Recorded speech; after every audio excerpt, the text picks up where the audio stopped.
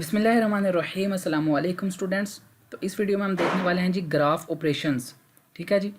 तो सबसे पहले हम चलते हैं कि ग्राफ ऑपरेशंस किस टाइप के होते हैं।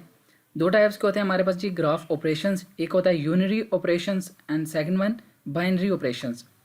तो इनके आगे सब टाइप्स ही हैं कि यूनरी ऑपरेशंस में हमारे पास जो टाइप्स आती हैं वो है complement graph, transpose of graph, line graph, graph minor, power graph and dual graph. इसी तरह बाइनरी ऑपरेशंस में भी कुछ इसकी कैटेगरीज हैं जैसे union, intersection, Cartesian product and join. तो अब हम स्टेप बाय स्टेप इन सारी ये जो इनकी कैटेगरीज हैं इनको देखते हैं। फॉर एग्जांपल हमारे पास सबसे पहला क्या आया कि कॉम्प्लीमेंट ऑफ जी। ठीक है, मीन ग्राफ।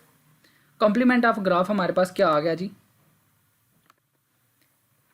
कि हमारे पास एक ग्राफ है जी कि उसके बाद आपने कह दिया कि एच जो है कि वो कॉम्प्लीमेंट है किसका, G. H is a complement of G if any two adjacent vertices in H are not adjacent in G. इसका क्या मतलब है कि ये जो ग्राफ आपके पास जी आपको गिवन है, इसके दो वर्टिसेस के दरमियान जो एजेस आपके पास आपने बनाए हुए हैं, जब आप इसका कॉम्प्लीमेंट लेंगे तो उस साइड पे ये एजेस नहीं आएंगे।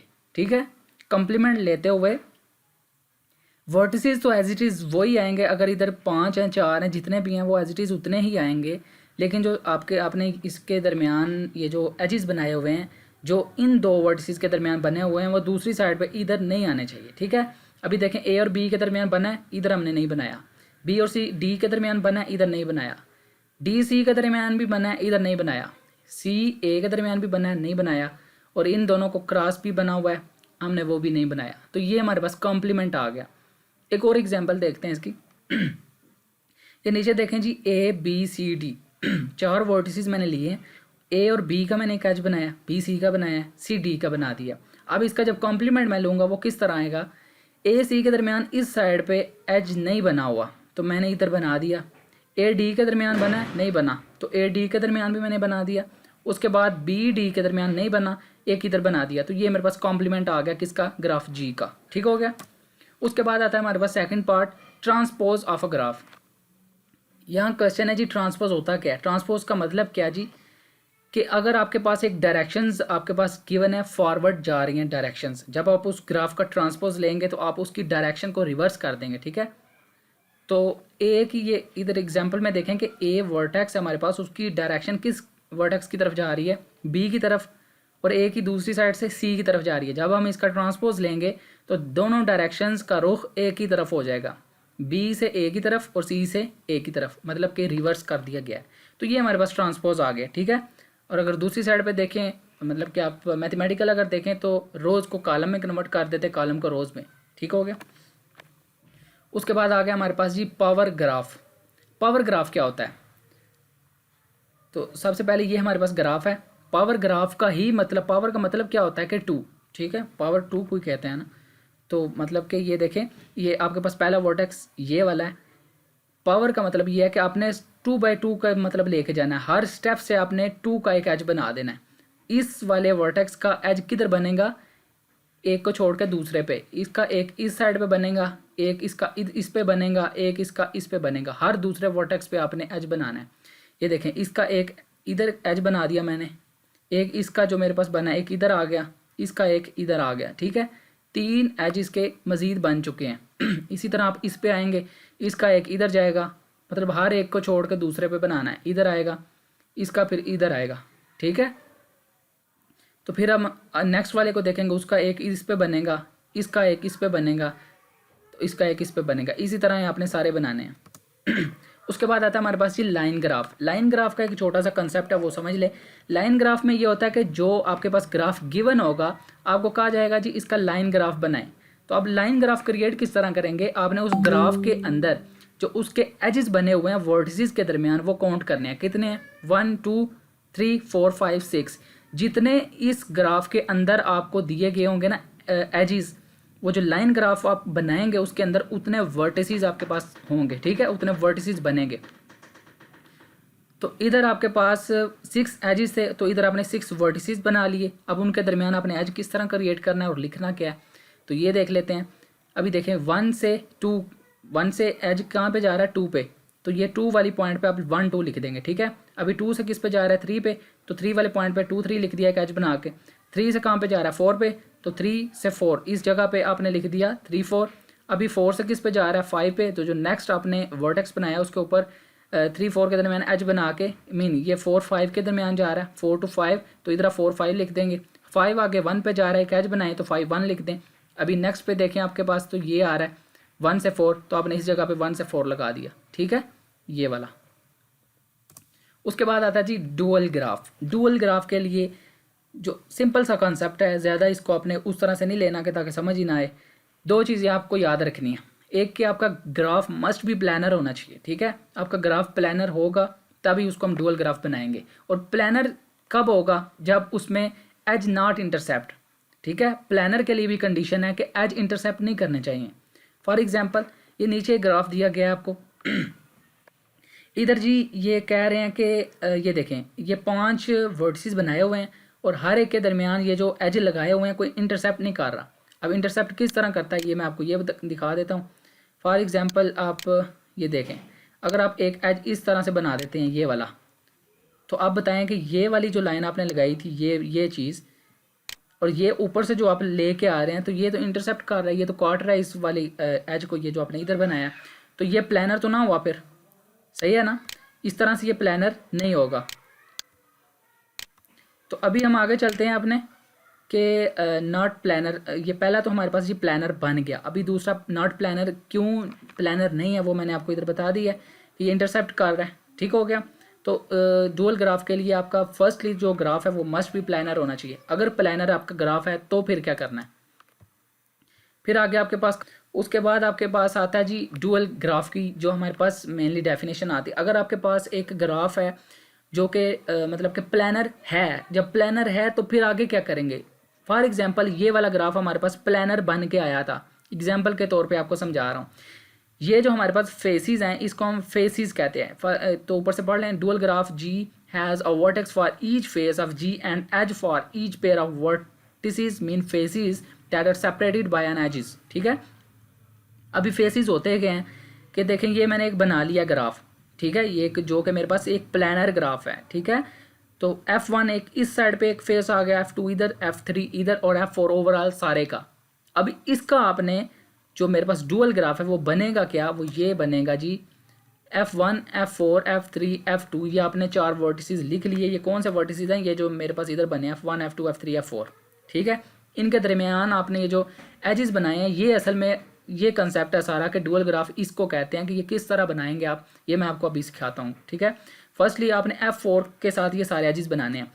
F4 को अगर मैं इधर रखूँ, फॉर एग्जांपल स्टार्टिंग पे मैं इधर रखता हूँ F2 के इस साइड पे, ठीक है। अगर मैं F4 ये जिधर आपको कर्सर नज़र आ रहा है ये रेड वाला, अगर इस साइड पे F4 पड़ा हो तो F4 का डायरेक्टली F1 के साथ एक एज बन रहा है, बिल्कुल बन रहा है। तो F4 का F1 के साथ एक एज बना दिया, ठीक है।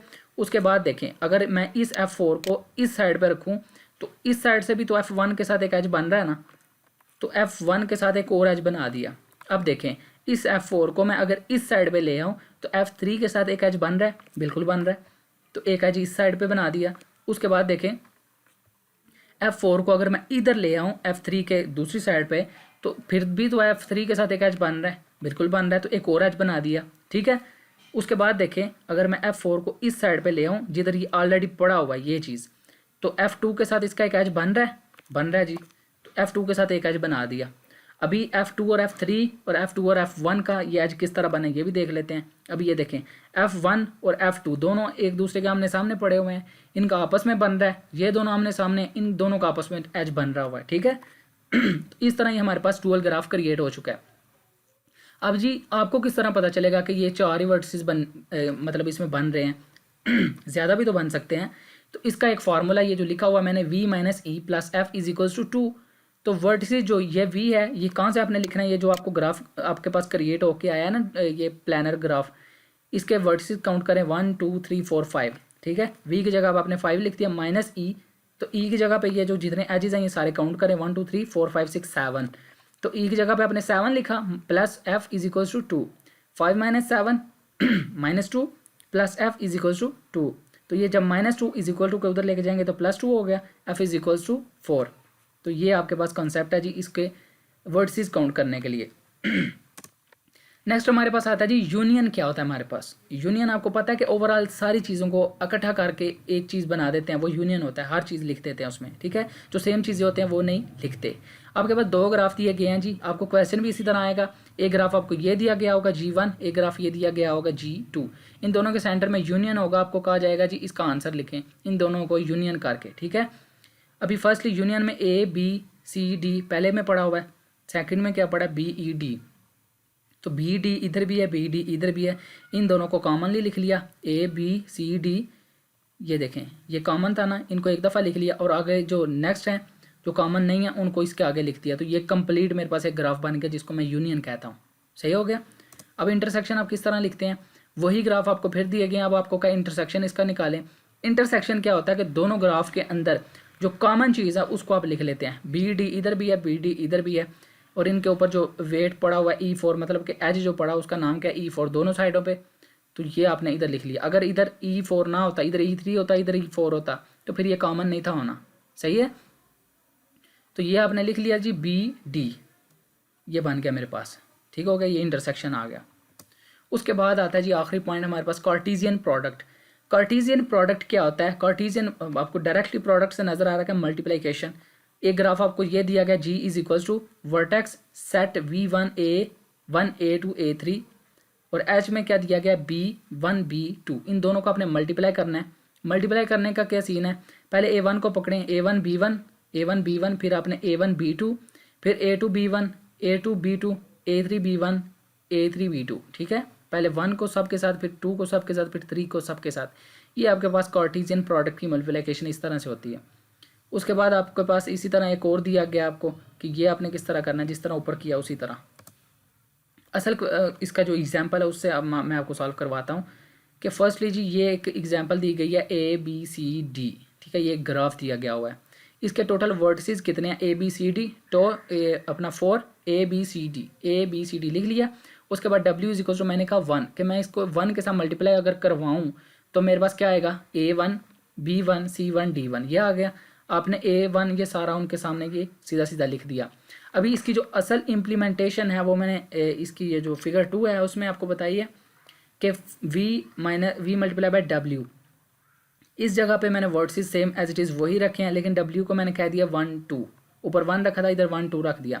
A1 A2 B1 B2 C1 C2 D1 D2, ये 4 रख दिए। अभी इसका आपने ग्राफ किस तरह बनाना है जो कि असल चीज़ है कार्टेशियन प्रोडक्ट के अंदर। ठीक है, अभी A1 ये आपने A1 एक डॉट इधर लगाया, मतलब क्या वर्टेक्स इसको कह सकते हैं A1।